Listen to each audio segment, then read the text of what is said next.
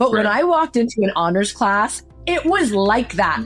I was like, wait, this has been happening the whole time. Where is this place? It's a fixed mindset, not a growth mindset in a school where we're supposed to be designing learning experiences. When we design lessons that are in a one size fits all, right? We're not really thinking about, but what actually is the goal? That there is so much value in firm goals and flexible means. It turns out that lots of people benefit from lots of different strategies. Why are we wrong as a society for saying, I'm an auditory learner, I'm a visual learner? And I want you to try these out, and I want you to reflect deeply on which of these actually serve you as a learner.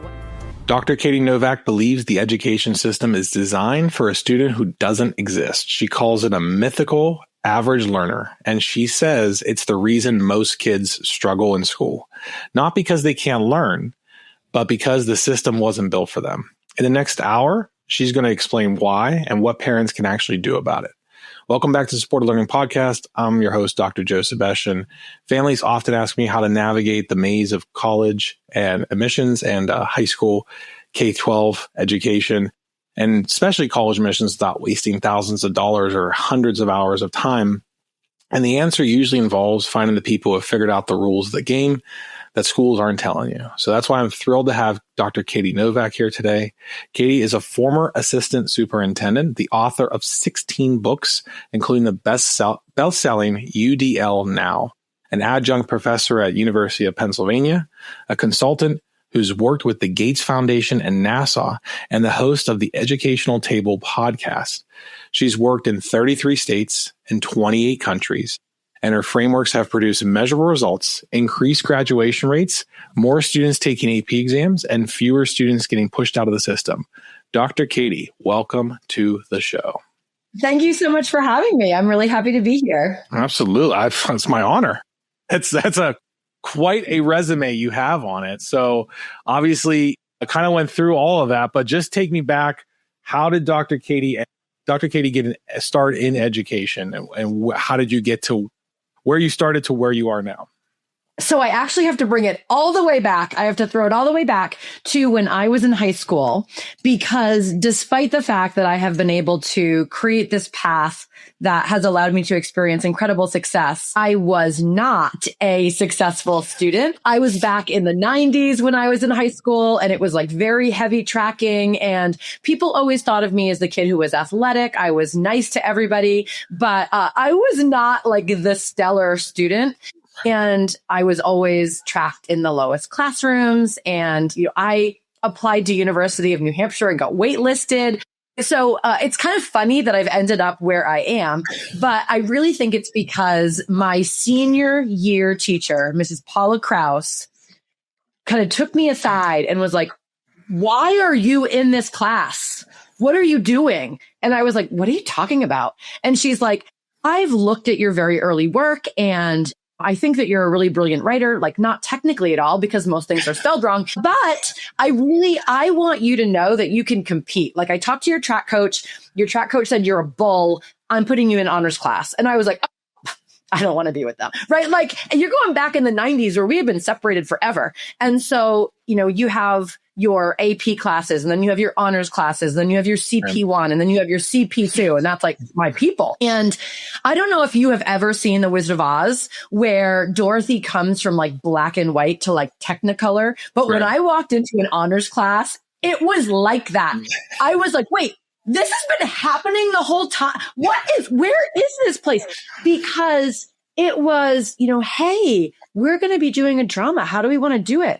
And these classmates of mine were like, "Oh, you know what? We should write a grant to get a bus to take us down to the elementary school. And then we'll do 1-act plays and we'll do donation." And I was like, "We're not just going to read from the textbook. Like, what is this?" So right away, I was like angry. And I like loved my teachers previously. Like, I liked school, but no one ever expected me to do well. And I was the kid who was always moved for talking, but you really couldn't move me anywhere because I talked to everyone. I liked everyone. And when I realized that there was this other path, I was like, I want to be a teacher. I want to do this. And so I have been in education my whole life because of Mrs. Krause. And I've always tried to really advocate for all students having opportunities to access the highest level opportunities, because ultimately we can be successful when we get the conditions right. And there's a lot of opportunity gaps in education. And ultimately, I'm really, really invested in trying to ensure that everybody gets the luck of the draw that I did, that they have access to these opportunities that set them up for much more successful paths in their future. Don't you think that's interesting that making that transition so abruptly from what would be like a general ed class, right? Or general ed classroom to an honors class or to a higher level. It's just much more engaging. Kids are having higher level conversations and the teachers teach differently. Is that what you feel? And so what does that say about where we're going wrong in education? And I guess kind of the tied into a question that I have prepared is like, you know, you've been in 33 states, 28 countries, and you've been in the system for over 20 years. What are we getting wrong right now?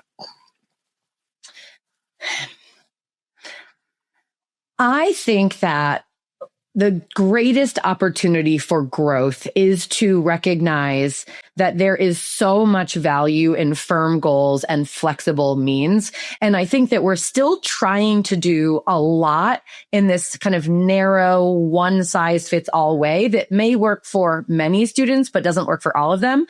And I think what is more problematic is that even students who can do traditionally well, if they comply with these practices, they generally don't always understand how they learn best. And when they have the opportunity to independently learn something, to be able to transfer that knowledge to really authentic, personalized learning. And so when I learned to teach, I was a high school and a middle school English teacher. It was very much, you know, hey, this is how you write an essay. You know, you have to use this graphic organizer and you have to use these sentence stems and it needs to be this long. And as a professional writer, I don't take any of that advice, right? If I was a student in my class, I would say, but that's not how I produce really great writing. That's not my process. Why are you making me like align to that process?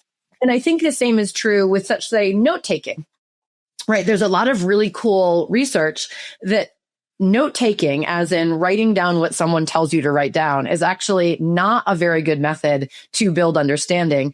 How do we transition from note taking to note making, which is how do I figure out more about how I learn best and how I organize my thoughts? And how do I make sure that whatever I'm putting down in terms of visible thinking, that I can come back and use that and understand that? And it turns out that lots of people benefit from lots of different strategies. And so instead of saying we all have to take notes like this, it would be much more beneficial for educators to say, let me teach you all of the evidence-based ways to make notes. And I want you to try these out. And I want you to reflect deeply on which of these actually serve you as a learner, what sets you up to do your best work, so that you can then take that and transfer that to college and careers, to meetings, you know, as an adult. And so I think that we are often stuck with, we need to do things this way, as opposed to realizing that is one way to do it, but we have to be open that there's other ways as well. So you talk about this mythical average learner and the idea that the most of our curriculum is designed for students who don't exist. Can you break that down for us? And what does that look like for the average parent out there that their kid is struggling to make sense of learning, either at any level? Yes, absolutely. So I'll start off with an analogy because I love analogies. And, you know, I am a mom of 4. So I see this in my own house. I have 3 teenagers. I have an 11-year-old. And I want you to imagine that I invite all of you listeners to my house for a dinner party. And I think about like, what does like an average person like to eat? And I'm going with like a meat and cheese lasagna and some good red wine. And sure, like that'll work for some people. But the wild thing about this is I know for sure that if you come to my house and that's the only thing I serve, you're totally excluded from having a lovely meal and a drink if you are sober, if you are lactose intolerant, if you have a plant-based diet, or if you're like, I don't love Italian food. It's not my thing. And so what we realize is when we design lessons that are in a one size fits all, right? We're not really thinking about, but what actually is the goal?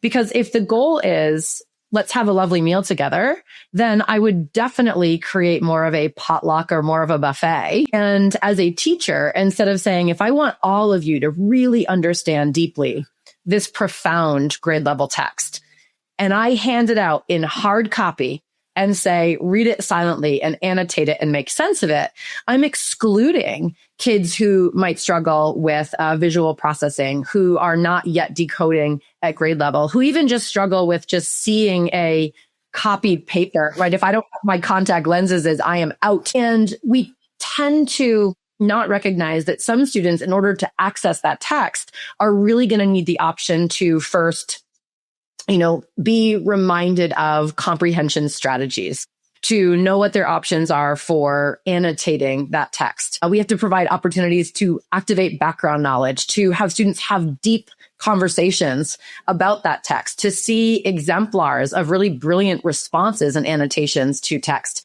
And some students are going to need more support than others. And so it's not about me trying to say, this is what every kid needs. But based on variability, I know that some kids are going to need opportunities to accelerate their learning. They're going to need enrichment.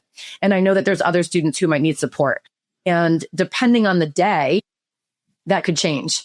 But what I know is that the most important skill in our future right now, in this bizarro world where we're competing with robots, is analytic thinking.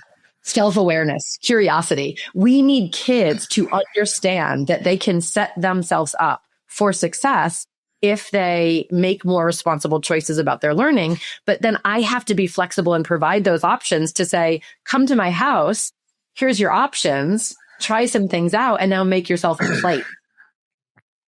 Do you think we're casting broad strokes of generalization right now? Okay. Do you think in the average, let's just say secondary classroom, that happens? We're teaching analytical skills intentionally. I think some, absolutely. And I think where we haven't seen that yet, it generally is that we're not creating necessarily a clear instructional vision that we want all students to experience deeper learning. We want students to think critically. We want them to understand their voice and to write authentically.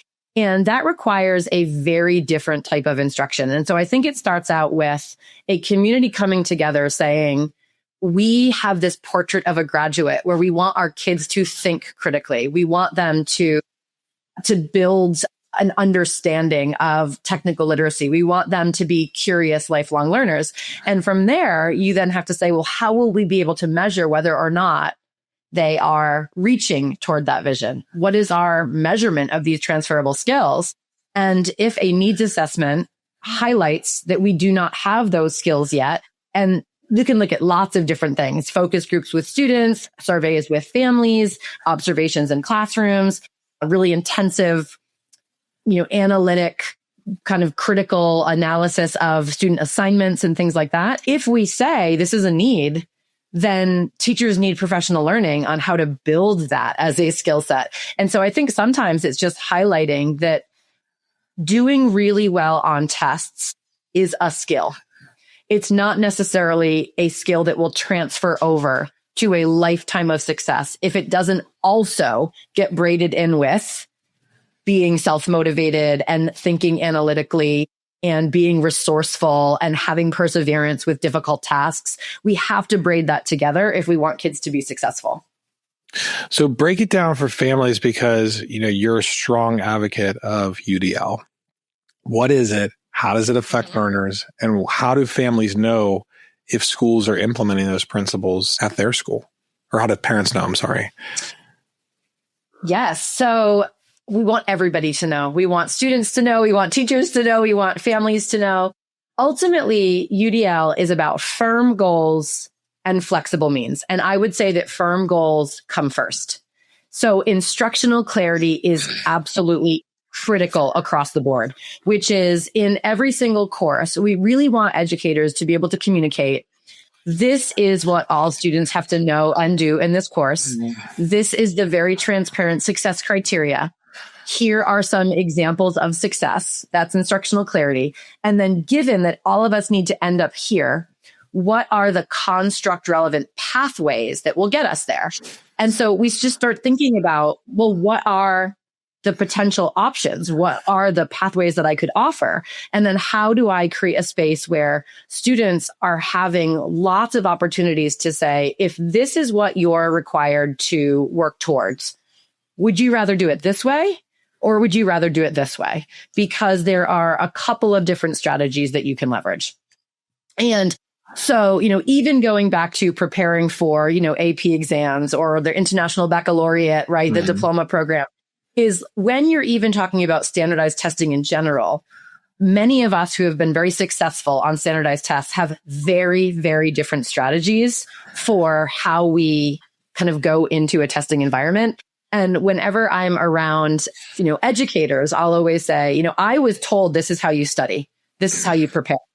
This is how you go through the test. But now, as a very self-aware lifelong learner, I realize that I would never in a million years start reading any text in any standardized text before I went ahead and looked at what are going to be the questions that I'm going to have to answer.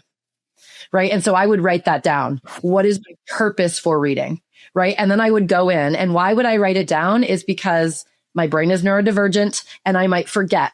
And so if I have it in front of me, I know that's really, really important for me.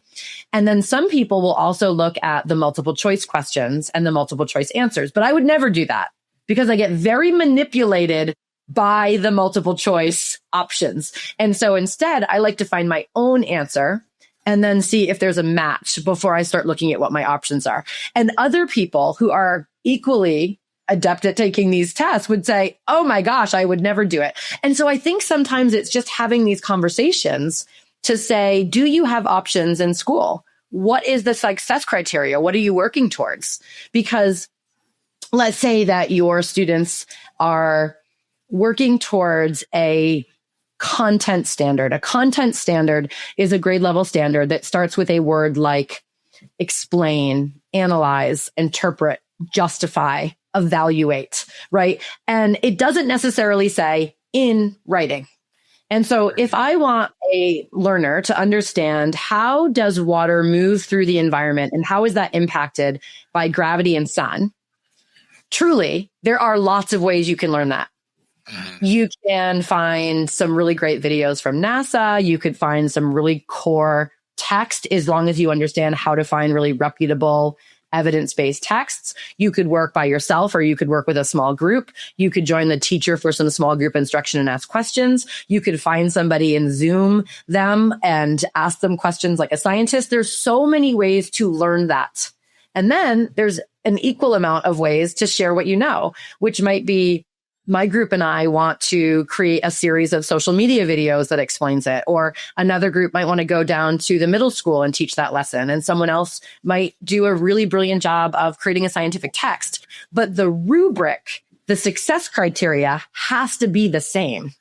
And so it's firm goals and flexible means. And when you're working on a standard that say writing, the writing is non-negotiable, right? But then what are the success criteria for brilliant writing, right? You need exemplars, you need opportunities to conference. And so it all comes down to, I would say, when you're in school every day, like what are you learning? Why are you learning it? What's the criteria for success? What options do you have for learning? What options do you have for meeting that criteria? And when people are saying, yes, absolutely, I have that flexibility, you would have a sense that the school is likely providing professional development on what does it mean to universally design learning? What does it mean to design learning with firm goals and flexible means? So all students have the same opportunities to access learning as they work towards grade level standards and share their learning. Now, that does not minimize the need to then differentiate instruction based on formative assessment data. Because if I have students who on a formative assessment are really struggling with a concept, I'm going to pull a small group and I'm going to target instruction based on that misconception. So we're both going to universally design with firm goals and flexible means, and then we're going to be responsive to student data and target instruction and provide feedback and to build more reflection. So definitely speaking the educational language, 100%. I run into families all the time. So we obviously in my day job, I hit it with, as an assistant principal, I was kind of beaten into me in year 2 in a DC charter school of you have to have an objective, it has to be measurable, and you have to have some kind of assessment. There has to be some way to measure, did learning take place? And obviously there's a bunch of different ways. If you're building skills, you can use gradual release, all that stuff. Yeah. What I see now, and I'm saying just more broadly, I see a lack of concrete objectives and measurable assessments. I see objectives and I don't see, did learning take place? We no measurements. But now, in my job of a business of talking to families from all across the country, we try to market AP exams measure skills. They don't measure content knowledge. They measure what you have to know content, but apply it, analyze it, evaluate, synthesis, right? I taught IB for 4 years. So all the principles we teach in the writing part of it comes from that because it's such a brilliant curriculum if you structure it correctly. So for parents out there that are like, okay, this all sounds a lot like it sounds great. I don't know. Right now there's 2 kids. There's 2 parents out there heading into the exams in May for AP. We have the A student that has no idea they're heading for a colossal failure or underperformance on their AP exam because the grade, let's face it, Dr. Katie, is not measuring anything real. It's just participation and homework and projects not aligned to the AP curriculum. Or we have a student that's panicking. Their parents are panicking because their straight A child is getting a B for the first time and they're a colossal failure to their family right now. But the B actually might be the signal that, hey, there might be a skill deficit here because they're actually assessing aligned to the curriculum. So my question is, how do you explain it to those 2 families? How do they self-correct? And how do they implement the frameworks you're talking about to help their kids? I mean, you've probably talked about this before, but grades in general are incredibly problematic because they're so subjective. And when I'm looking at a grade from a student in one school or a student in another school, some schools will bottom out at 50 and some bottom out at a 0. Right? So if the lowest score you can get is a 50, you're going to have a very different grade than if the lowest score you can get is a 0. Whether or not there's deductions for late work, whether or not there's extra credit that is offered, whether or not a retake replaces a grade or is average with a grade. And so I think that one of the challenges in just education in general is that an actual grade does not necessarily represent true mastery of content knowledge and skills. And I think that the education community in general is aware that that is a significant barrier. And many schools are working to create systems where grades are better representations of student learning.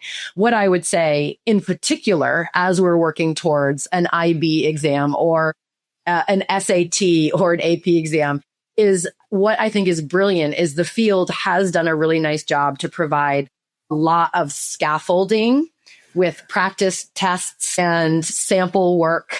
And I think that in some ways, if a student is really struggling, I would probably say, let's just take a moment and let's look and see how is this test actually going to be designed. Let's look at what is the core knowledge and what are the core skills. Let's look at some of these practice guides and, some of these scaffolds for how do you prepare yourself for this? And I think that that's probably a better method of saying, am I prepared to do this? Right? When I look at this rubric, when I look at the exemplar for, what gets you a 5, is this similar to my work? What is similar about this? What is different about this? And in some ways that can help to identify some skill deficits, certainly, because I know that there's a lot of students across the country for whom might have straight A's and not get a 4 or 5 on the AP, and other students who might have a B and get a 4 or 5 on the AP. So I think it's more about diving into the authentic nature of what is that assessment? What is that assessment going to require? Looking at some of those exemplars. And then from there saying, do I feel confident in this area? And then taking some practice tests. And some students might find, you know what, I am much better prepared than I thought I was. And some students might say, well, there's some really significant deficits. And now I know essentially the skills I need to target. And the goal would be that a student knows enough about themselves as a learner that when they can articulate or identify an area of growth, they're able to leverage resources available to them online, in school, reaching out to Honor Society for tutoring, reaching out to teachers to actually advocate and say, this is something I know I need to work on. Can you help me with this? Like that really is one of the most important skills that students can have. Self-avocation or avocation.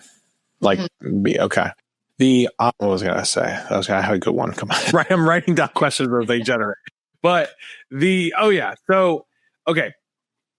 What you're hitting on is a mindset as well. And I love that, you have a blog post called The Loch Ness Monster, Yetis, Bigfoot, and Learning Styles. Yeah. You love your analogies. You're right. You said learning style. Sure. I do. Visual learners, auditory learners, they're all a myth.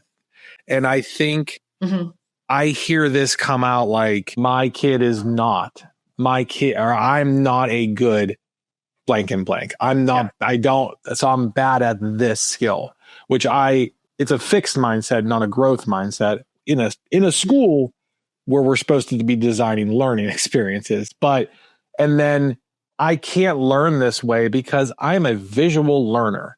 So break down this myth for families and why are they wrong, or why are we wrong as a society for saying I'm an auditory learner, I'm a visual learner.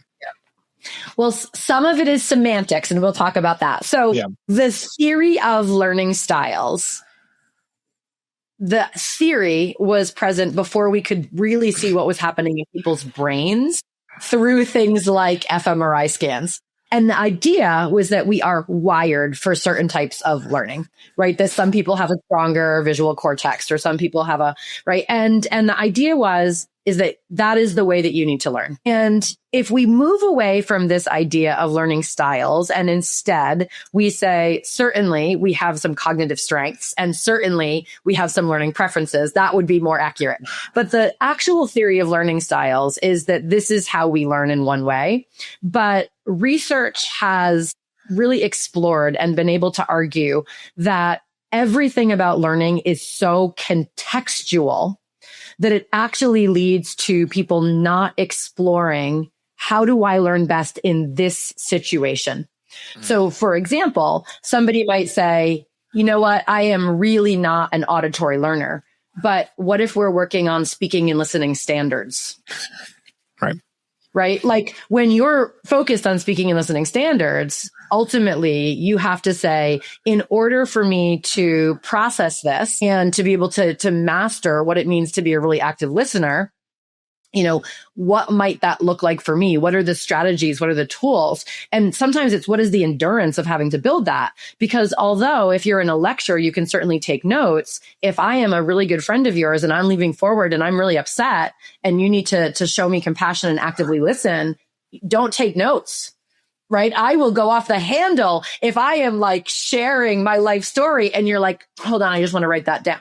Right? So ultimately it's about understanding that different contexts will require different strategies. And so when we set ourselves up and say, you know what, I'm an auditory learner, already we're essentially saying, I'm not going to learn it this way. And what we know is that ultimately we need to say, based on this context, this is how I have to set myself up for success, because it's never about, I can't learn it this way or I have to learn it this way. It's about like, yes, for me, visual memory is a strength. Absolutely. And I prefer to maybe listen to books than, read them. But it all comes down to what actually is the goal. Because although I believe that my reading comprehension is definitely probably stronger if I have a text in front of me, I also have a pretty busy schedule. And there's no way that I could read as much as I wanted to if it required me to always have a text in front of me. And so sometimes I listen to books in the car and I listen to books while I'm running. And it's a great example of, it's not that I'm an auditory learner or a visual learner. It's when I'm in the car and I want to enjoy beautiful literature, I simply don't have the option to be able to have a hard copy of that text. And so a lot of the times with students in my own teaching, in my graduate work, is, I'll often say to someone, all right, there's a couple different ways that you could learn about universal design for learning. So let's just start with a very basic, what does the framework mean? Would you rather read something? Would you rather listen to something? Or would you rather watch something? And don't jump to it. Think about how your week looks. Think about how busy you are. Now, if you decide, I really want to read something, do you want to read it by printing it out and annotating it? Or do you want to access it digitally, which will be read aloud to you? Or do you need to translate it? If you want to listen to something, that's great if you walk your dog every morning and you realize you're busy. But you might say, I love podcasts, but I actually like to read the transcript while I'm going. And viewing is great right. So there's not one where you're like, I'm an auditory learner, I'm going to watch the video. Or I'm going to watch, right? It comes down to what is the task? What is the context? So it's just more complicated than that. And the American Psychological Association has actually gone on record to say beliefs in learning styles is actually incredibly detrimental. And it leads to much lower levels of learning because people just get stuck and they're like, well, I just can't do it. As opposed to, given that this is all I have, how do I make it work in this context? So you have visited many education systems around the world. And, we hear American education system is failing or it's behind. And so, I've done the research too. I've been in the principal induction programs that have looked at Singapore and South Korea and Finland. What are other systems? What are other countries getting right about education? What are we getting wrong? And what are we still getting right that others are not? I don't see significant differences at national levels because anywhere I go, there's exceptional schools and exceptional teachers. And everywhere I go, there's some schools and teachers who are not yet meeting the needs of all kids. And so I think there's so much variability in general, but I think what some countries have gotten right is that we have to move away from an over-reliance on standardized testing as the only measure of school quality and student success. It is a measure, certainly, but it's not the only measure. And I think that in the United States, we probably test our kids more than anywhere else in the world and do not necessarily have the same outcomes. Now, there's a lot of confounding variables with that because there's some countries who do not test all of their students, as an example, who don't embrace the idea of being inclusive, of all learners. But what I would say is people will say, where do you see the best work with universal design for learning? And that might be a scaling question, but I have seen exemplary teachers who will do whatever kids need everywhere in the world. And so it's more about how do we get an entire school or how do we get an entire system to buy into this? So I also think one of the things that is a challenge here in the United States is we're still very, very focused on seat time. And because so much of the contract negotiation goes to teacher salaries, which it should, if we can't give people raises, we make the school day shorter. So we have one of the shortest school days in the world with the most time for testing, right? And we have to cover so many standards. And that's really challenging for teachers. And so I think that one of the things that we definitely need to work on is investing more in educators. Educators in the United States need more time to collaborate. They need more professional development. They need really good, authentic sources of data to say, is this kid excelling? And that goes beyond how they're doing academically, but how are they doing emotionally? What's their attendance look like? Have we talked to these kids? Have we talked to those families? I think that a lot of the international schools will provide a lot more support to their educators and require less of this standardized testing, less of this, we have to use all of these screeners all the time. And there's value in those, certainly. Right. But I think that there's a line that we have crossed in the United States. Do you think I love the IB curriculum. Now, the challenge was where I taught it in Virginia, we had to cover the entire U.S. curriculum for a state test. But it did allow us... And? Yes, and. and IB. So all of US, but the kids were at least bright enough that they could kind of figure it out, like in terms of a state test. But we spent 8 weeks on the Civil War, like because there was 2 questions on the IB History of America, or paper 3 History of Americas, that was the only set of question bands that didn't have to deal with another country. So we would say, you're answering these 2 questions, and then maybe a question on civil rights, maybe a question on the Cold War, depending on what the questions are. But I liked how little the curriculum was for IB, but how rich in depth you went with it because of the historiography. Because it's like, listen, there's 8 bullet points in the Civil War. There's only so many ways you can ask these questions.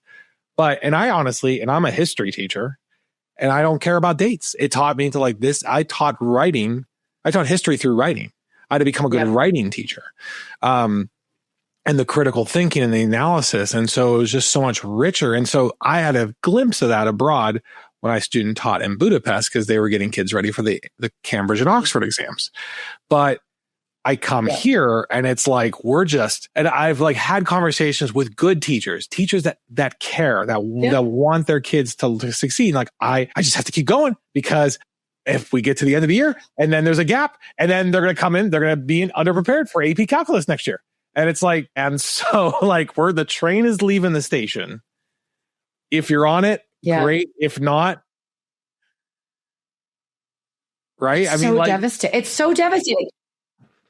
So so when I present, what I will tell you about like the schools that I present in, without a doubt, anywhere I go, 95% of educators will provide incredibly positive feedback about this. Like, this is not I'm not willing. This is, I would love to, and I'm struggling with how this fits in with, right?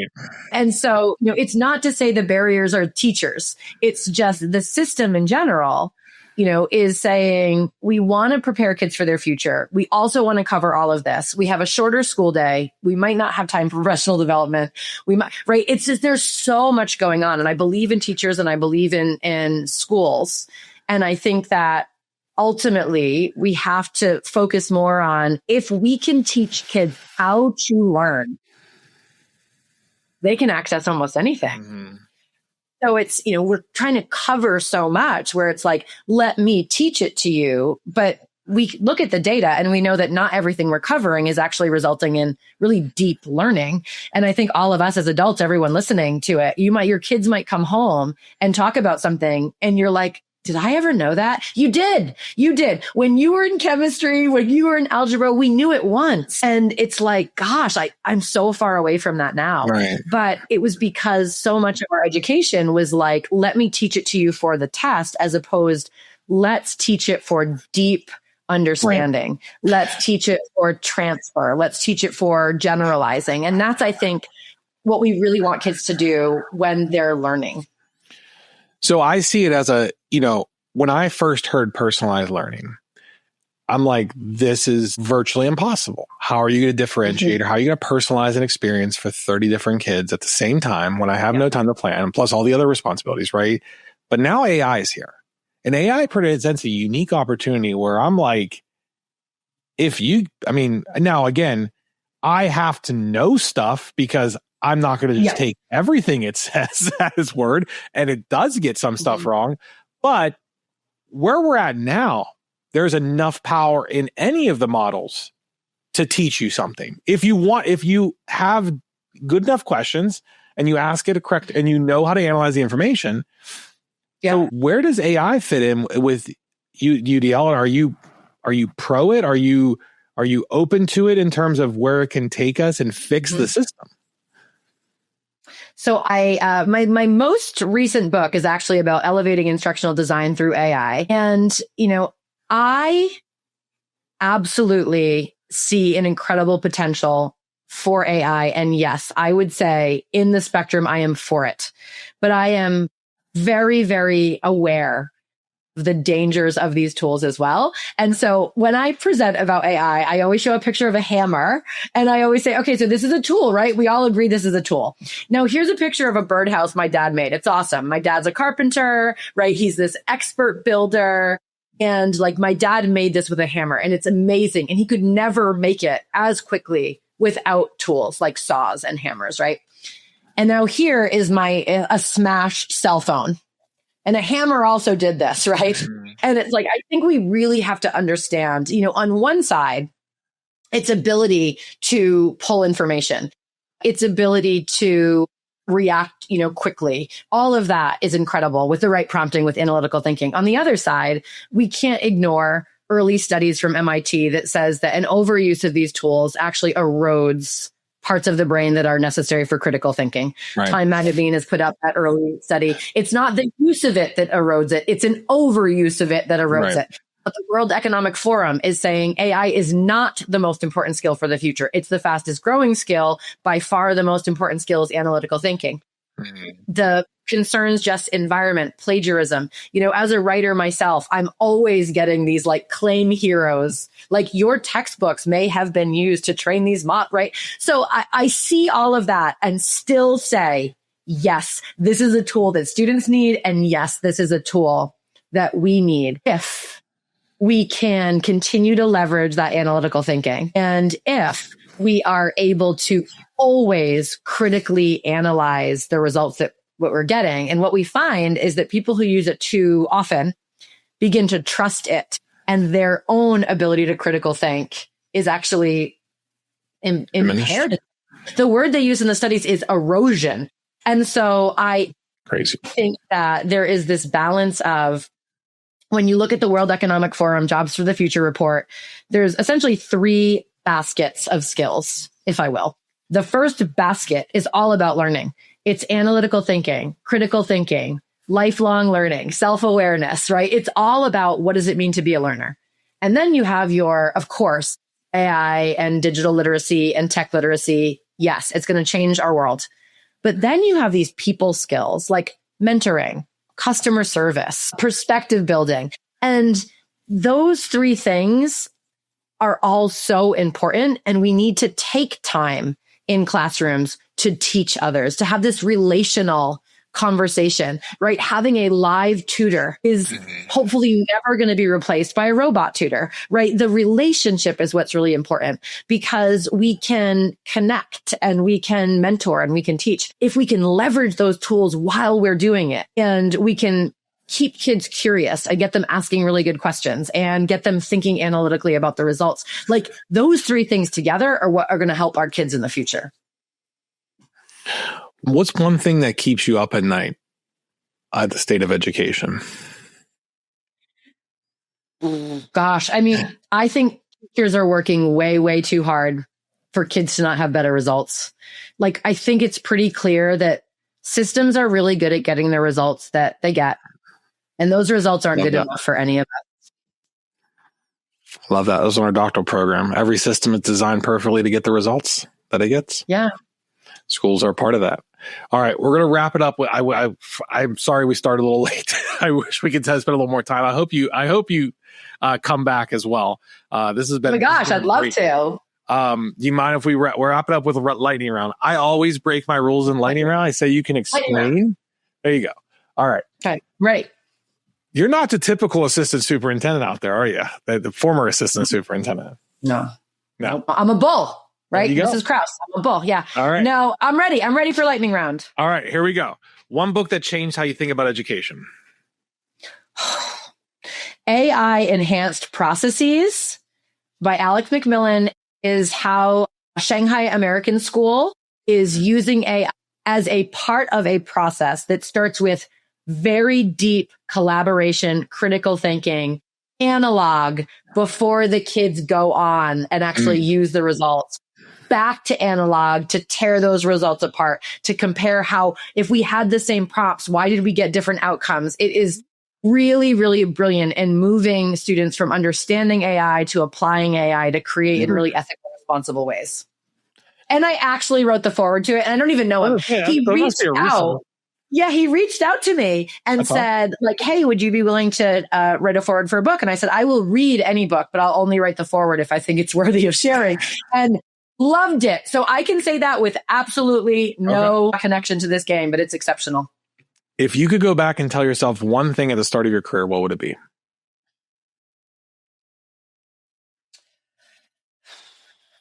Gosh. Always take time to eat lunch in the teacher room with your colleagues. Worst advice you hear parents giving right now? I don't think it's advice. I think it's we as parents. I am like the ultimate mama bear. I have a daughter who has some support needs. I have 4 kids. And I think that so often it is so well-intentioned. And I say this with love. We fight battles for our kids. And I think that it's so hard to say, before I get involved, I really want to set you up to try to address this yourself. And certainly there is always a time that it's appropriate for a parent to step in. But I think that sometimes I have a tendency to try to solve the problems for my kids. And that's something that I'm working on. And I know that a lot of my friends are working on that as well, is like, how do we help kids realize like you have a voice, you are capable, advocate for yourself. And then I am here if that doesn't work out. And then the most overrated metric in education.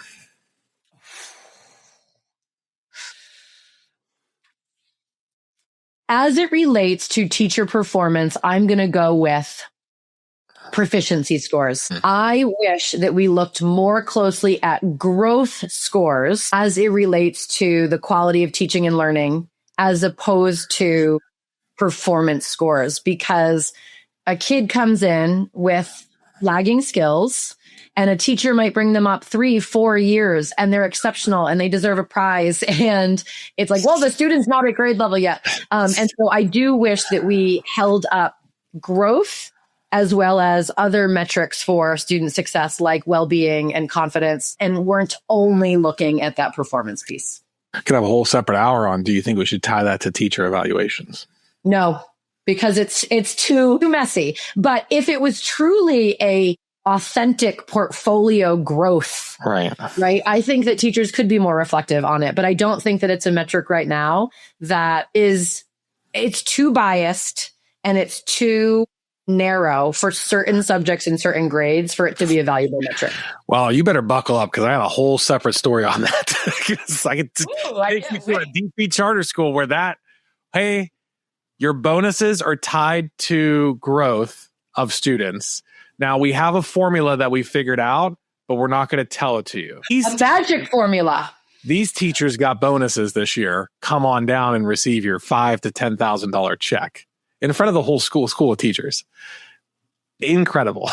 It was like no one knew the metric. I was not qualified to get a bonus because it was my first year teaching, so it was only returning teachers. And the dynamic of that, it was unbelievable. I mean, we talked about, you know what, before you take a test, it's great to know the success criteria. Great to know how you're going to be measured. Examples of great work. This is what educators did who were able to. And again, there are some exceptional educators, but like as an English teacher, right? English, math, and a couple of years in science, we're the only ones who have standardized testing data. So how do you elevate and celebrate an art teacher or a history teacher if you're not having the same assessments? It was wild. It was wild. But Dr. Katie, it was a pleasure to meet you, and it was an honor to have you on the podcast. Thank you so much for joining us. For people who want to learn more about you and all of the amazing work that you're doing, where's the best they can find you?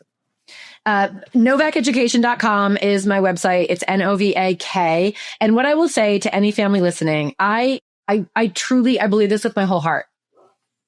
Your kids will figure out a way to be successful if given some opportunities to explore and try different things. And if you reach out to schools and say, I'm really looking for more flexibility, and you're hearing like, we're not necessarily looking at that yet, I would say reach out to your school boards, certainly put it on their radar, because teachers need more support, more professional learning. And when I work with teachers, truly, people are like, I want kids to be successful. Just help me to figure out how to do that. Amazing. Well, again, thank you so much for coming on. It's been a pleasure. And we'll see you next time on the Supported Learning Podcast. All right. Have a beautiful night. You too.